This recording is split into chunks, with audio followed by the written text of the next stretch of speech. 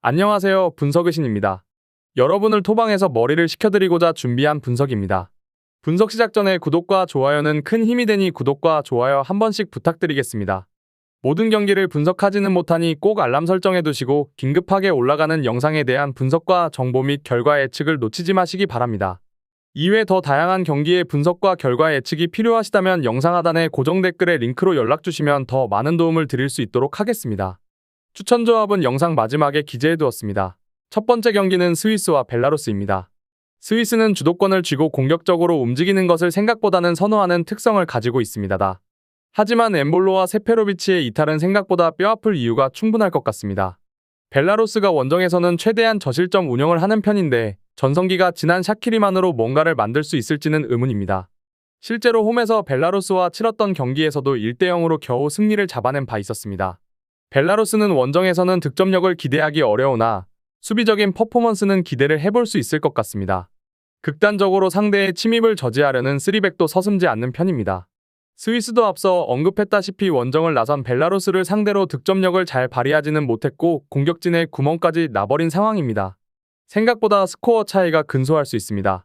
결론을 말씀드리자면 3.5언더와 스위스의 승리를 기대해도 될 것 같습니다.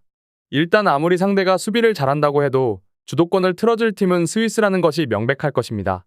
다만 극단적인 수비를 원정에서 구축하는 벨라루스는 생각보다 저실점 운영에 능한 모습이고 스위스도 홈에서 벨라루스에게 꽤 고전하는 모습이 역력했습니다. 두 번째 경기는 노르웨이와 스페인입니다. 노르웨이는 홀란드에게 기댈 것입니다.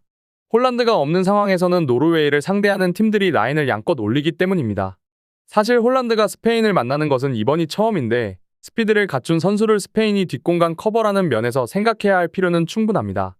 다만 기본적인 전력, 특히 중원 장악력에서 스페인을 아직 따라잡기는 어렵다는 것이 중론입니다. 스페인은 잘 안 풀릴 때에는 높은 점유율에 비해서 킬러 본능을 발휘하지 못하는 경우입니다.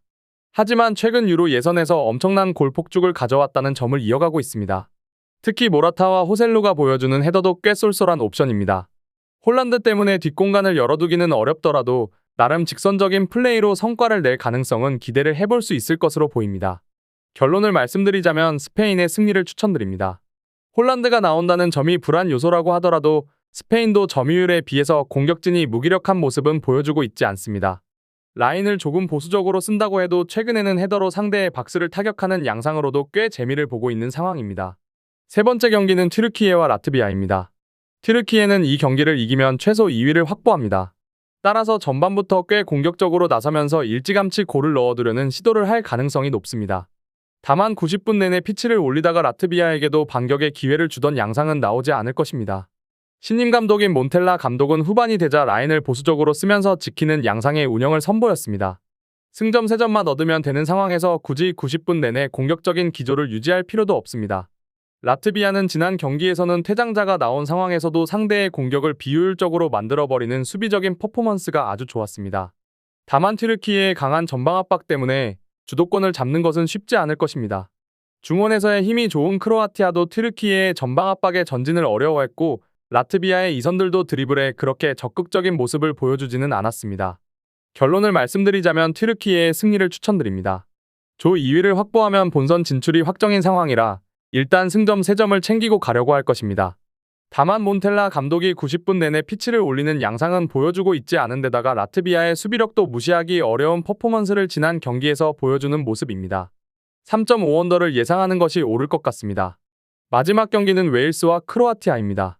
웨일스는 지브롤터를 이기기는 했지만 크로아티아를 상대하는데 지브롤터가 얼마나 많은 영향을 끼칠 수 있을지는 잘 모르겠습니다.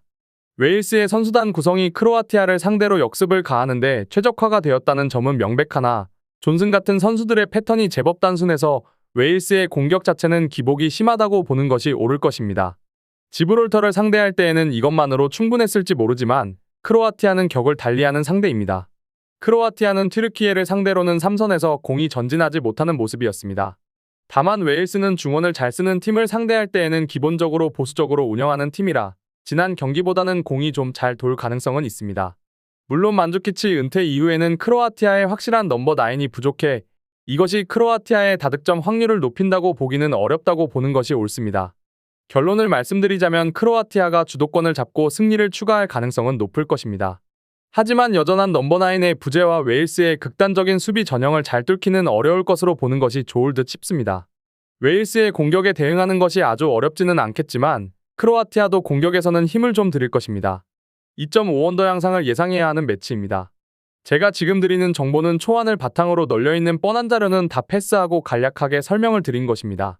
추가적인 조합을 원하신다면 구독과 좋아요를 눌러주시면 감사하겠습니다. 더 다양한 경기에 대한 세부적인 분석과 결과를 궁금하시다면 영상 하단의 고정 댓글을 확인해주세요. 여러분이 건전한 스포츠 문화를 즐기실 수 있도록 항상 최선을 다하도록 하겠습니다. 시청해주셔서 감사합니다.